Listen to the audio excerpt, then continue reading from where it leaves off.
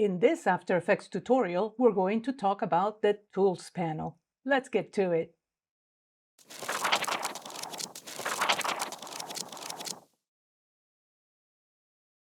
Right now, if you look at my After Effects display, you're going to see that all of the tools, which are up here towards the top left, all of them are grayed out. And the reason for that is because I have nothing in my project. I don't have a composition, I don't have a layer, I don't have anything.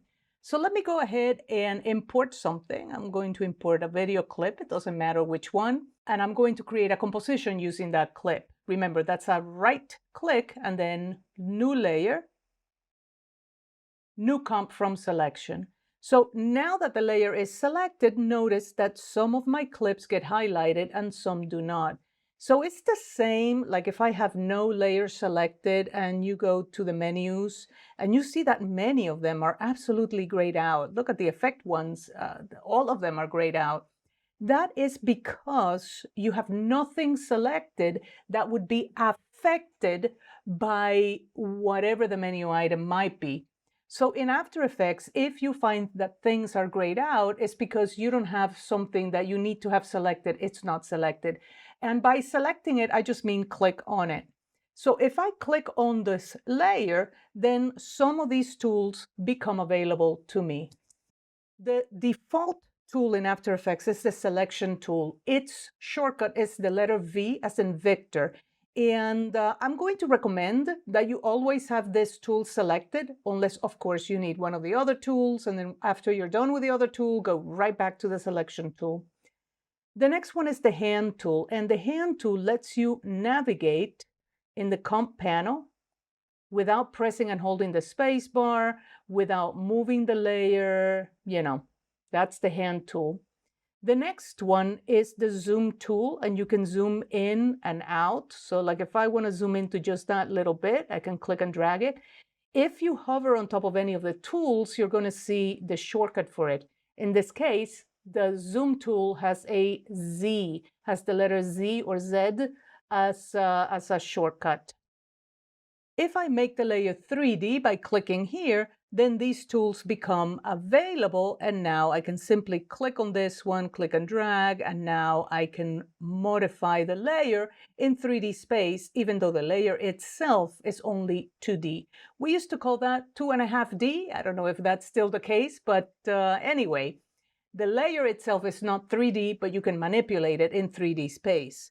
So this tool, if you click and hold, you're going to see other tools in here. And this is true for any tool that has a little wedge thingy on the bottom right-hand side of the tool.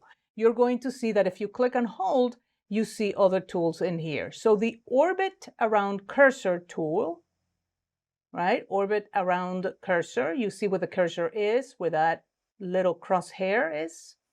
Then the next one is the orbit around scene tool, slightly different, right? This is the whole scene. We're going to talk about this when we talk about 3D. Orbit around camera. So all of this almost seems like they're doing the same thing, but not really. All right, I'm not going to have the layer be 3D anymore. And now we go to the next tool, which is the rotation tool. Its shortcut is the letter W. We used to joke and call it rotation, but yeah, I know, it's a bad joke. So here we go. Rotation tool, and you can click and drag, and obviously, this is no longer a 3D layer, so it's only rotating either clockwise or counterclockwise. Undo is Control Z on Windows, Command Z on the Mac, and it's your best friend. All right, so, all right, the next one, we already saw this, is the pan behind or the anchor point tool. I can use this tool to change the anchor point, and then if I were to rotate, it would rotate from that axis. All right, so I'm just zooming out, and there you go. Next, I have the ellipse tool, the rounded rectangle tools. All of these are shape or mask tools. So this is how they work. And again, we have a lesson just on shape layers. We have a lesson just on masks. So we don't have to worry too much about this, but I do want to highlight this.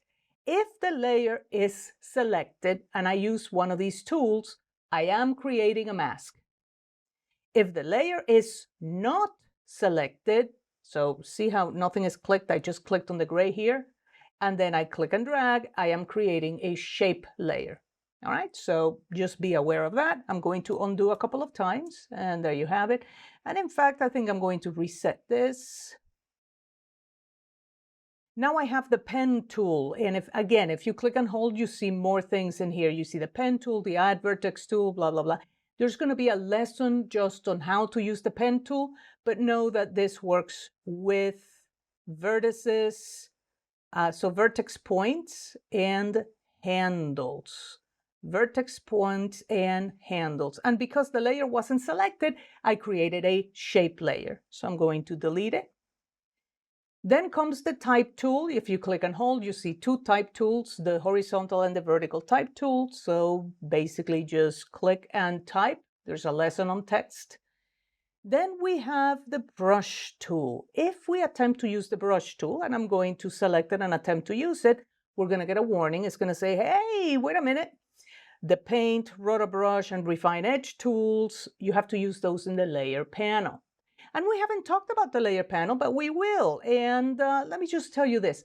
If you double click this layer, it opens in the layer panel. Notice that it says layer here, it says composition here, but it says layer here, and the display is slightly different.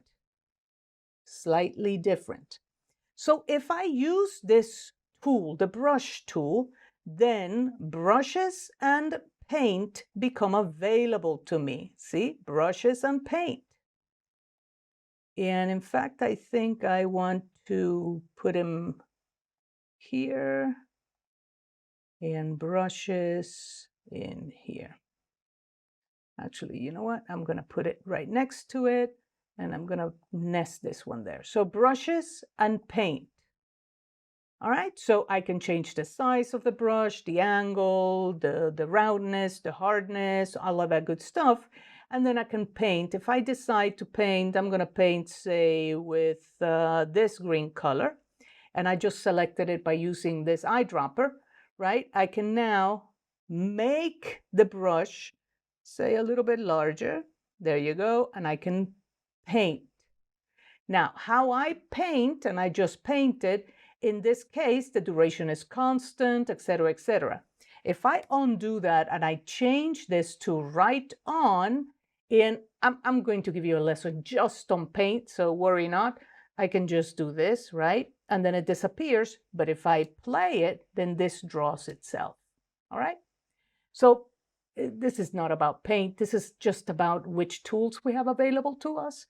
So know that this tool, the Roto brush, all of those things, there are many tools that need to be used in the layer panel, All right, going back to the comp panel, we have the next one is the clone stamp tool. And if I click on it, it's going to do the same. It's going to say the same thing. Hey, you know what? You can use this only on the layer panel. And now we can have clone options available to us. And we can clone pretty much like in Photoshop, but in time. And again, we're going to talk about this a little bit later. We'll undo this. The next one is the eraser tool, which you can use to erase some things. I have to say I don't use this one much, but hey, it's there. So then we have the Roto brush tool, right? So I'm going to go ahead and delete that paint, and I'm going to use the Roto brush tool. Maybe I want to use it on this leaf. There is a lesson just on rotoscoping, all right? So I'm just saying. All right, the next one is the Roto brush tool, and I'm going to use it. I'm going to make this a little bit larger, and there you go.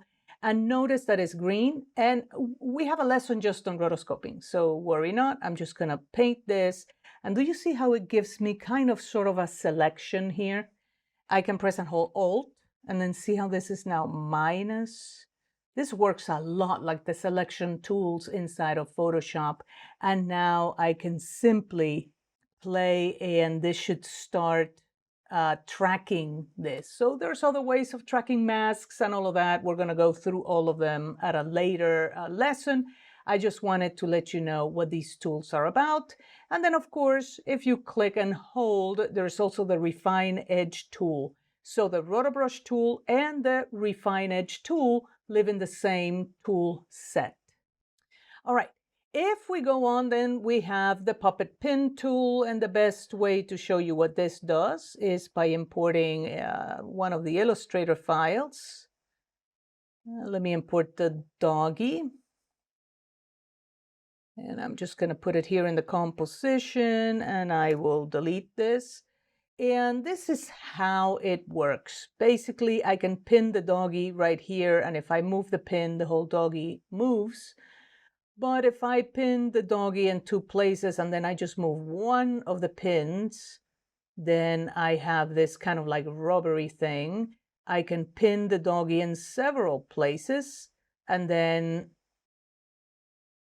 I can move one of the pins while the other pins are being hold part of the doggy down, so to speak.